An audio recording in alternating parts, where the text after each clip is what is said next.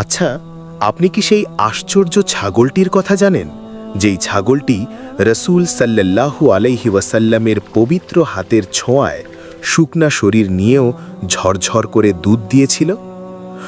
মক্কা থেকে অনেক দূরে ধুধু মরুভূমির এক কোণায় ছোট্ট একটা তাঁবু। সেখানে থাকতেন এক দয়ালু নারী, উম্মে মাবাদ। যে কোনো মেহমান এলেই তিনি আপ্যায়ন করতেন, কিন্তু সময়টা ছিল ভয়ঙ্কর খরার। ঘরে এক দানা খাবার নেই, পানি নেই। উম্মে মাবাদ নিজেই ভীষণ অসহায়। ঠিক এমন এক ভর দুপুরে তার তাঁবুর সামনে এক কাফেলা এসে থামল। কাফেলার একজন মানুষের চেহারা থেকে যেন নূর ঠিকরে পড়ছিল। তিনি বিনীতভাবে উম্মে মাবাদকে বললেন, খাবার বা পান করার মতো কি কিছু হবে? আমরা দাম দেব।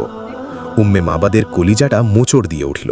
তিনি ছলছল চোখে বললেন, হায়, আমার ঘরে যদি সামান্য কিছুও থাকতো আপনাদের কাছ থেকে আমি দাম নিতাম না, কিন্তু আজ আমার হাঁড়ি একদম খালি।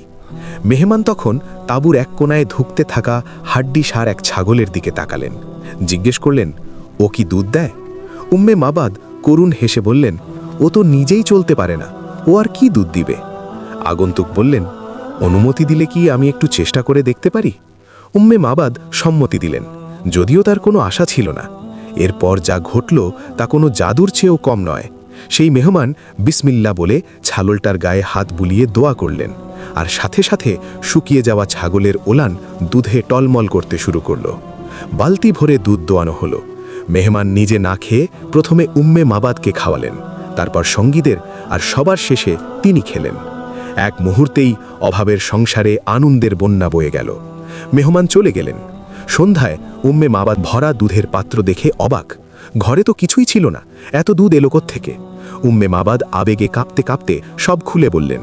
স্ত্রীর মুখে মেহমানের বর্ণনা শুনে স্বামী চিৎকার করে বলে উঠলেন, আল্লাহর কসম, ইনিই তো তিনি, ইনিই আমাদের নবী মুহাম্মদ সাল্লাল্লাহু আলাইহি ওয়াসাল্লাম।